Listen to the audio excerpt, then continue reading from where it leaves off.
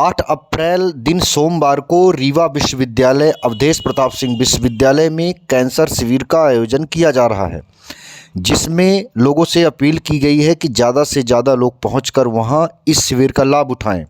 इस शिविर में जो कैंसर की जांच होगी वह पूरी तरह से निःशुल्क की जाएगी। इसके अलावा जो परामर्श भी दिए जाएंगे पूरी तरह से निःशुल्क होंगे। इस शिविर का आयोजन नेशनल हॉस्पिटल रीवा द्वारा किया जा रहा है।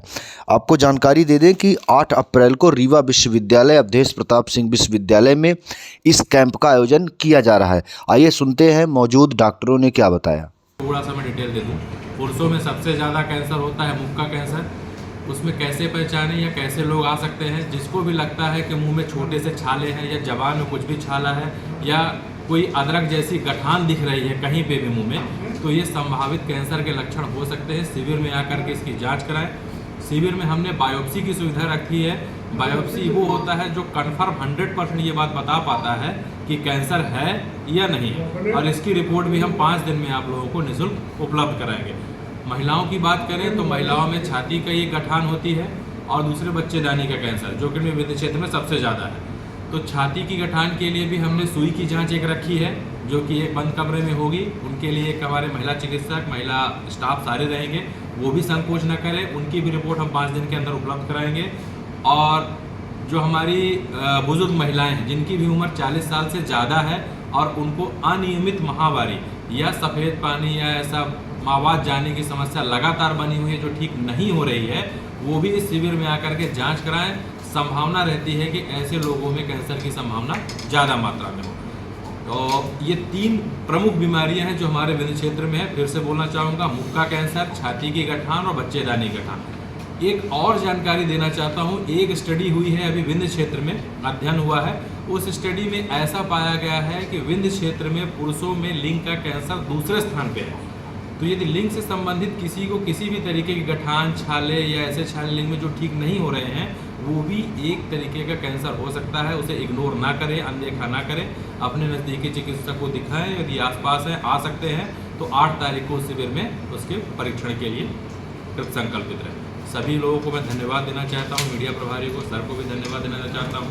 रेड क्रॉस के सर को भी धन्यवाद देना चाहूँ। उन्होंने इस परिसर को इस जनहित के कार्यक्रम के लिए हमें उपलब्ध कराया और निरंतर हम ऐसी सेवा करते रहेंगे।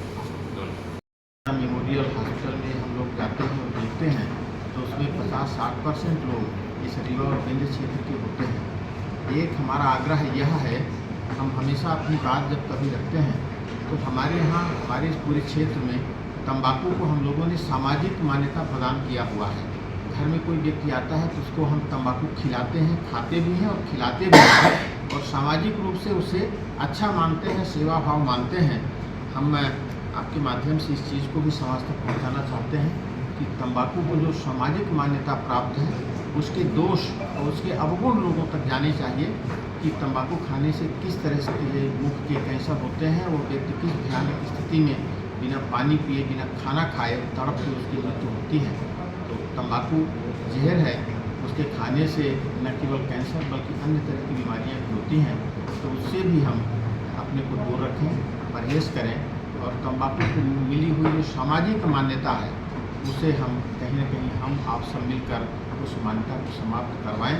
तो हमें लगता है कि यह हमारी सफलता का एक अगला चरण होगा, अगली सीढ़ी होगी।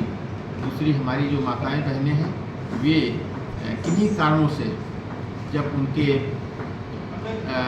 कैंसर होते हैं, उनके अंतरंगों में और संकोच से या किन्हीं कारणों से ना वो बता पाती हैं, ना उसके लिए कोई जांच परीक्षण ऐसा हो पाता है, तब उनके लिए भी यह एक जागरूकता के लिए भी और उनके सुरक्षा के लिए भी ये ऐसा अवसर आता है कि जहां हमारी महिला चिकित्सक और इस तरह की जांच दल के लोग आते हैं तो महिलाओं की जांच करने में और उनसे बात करने में समझ करके सारी तकलीफ़ें जब उनके सामने आती हैं तो निश्चित रूप से वे जो